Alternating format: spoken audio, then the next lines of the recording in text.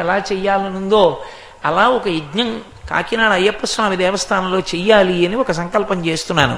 అటువంటి యజ్ఞాన్ని మళ్ళీ ఇంతకాలానికి చెయ్యాలి మనము అని ఒక సంకల్పం ఉంది. కాబట్టి అలా నా చేత నీ చేత ఇష్టి చేయిస్తాను. అథర్వ శిరస్సులో చెప్పారు, పుత్రులు కలగడానికి ఇటువంటి ఇష్టి చెయ్యాలని, దాన్నే పుత్రకామేష్టి అంటుంటారు. ఆ పుత్రకామేష్టి నీతో చేయిస్తాను అన్నాడు. ఇప్పుడు పుత్రకామేష్టి చేస్తే హోమం ఉంటుంది. ఆ హోమ కుండంలో అగ్నిహోత్రుణ్ణి ప్రజ్వలింపజేస్తారు. ఆ అగ్నిలోకి హవిస్సు ఇస్తారు. ఆ హవిస్సు ఒక్కటి కాదు, ఆజ్యంతో కలిపి ఇవ్వాలి. ఆజ్యం అంటే ఆవు నెయ్యి. ఆవు నీతితో కలిపి హవిస్సు వేస్తే దాన్ని హవ్యవాహనుడై అగ్నిహోత్రుడు పట్టుకెళ్ళి దేవతలకు ఇస్తాడు. వంటలు చేయించేవాడు ఒక ఆయన ఉంటాడండి, వడ్డించేవాడు ఒక ఆయన ఉంటాడు.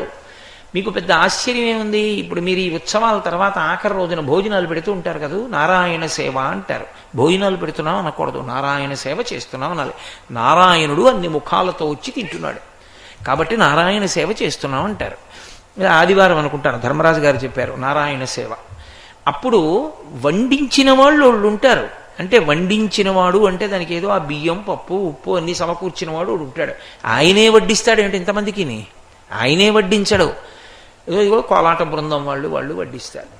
వండినవాడు ఒకడైతే వడ్డించినవాడు ఒకడు. అలా యజ్ఞం చేసి హవిస్సు నేనిస్తే దేవతలు తినరు, వాళ్ళకి ఆ లక్షణం ఉండదు. మనం ఇస్తే వాళ్ళు పుచ్చుకోరు. అగ్నిముఖంగా ఇవ్వాలి వాళ్ళకి. అంటే మీరు నన్ను అదేమిటంటే అలా ఎందుకు ఉంటుందండి అంటారేమో.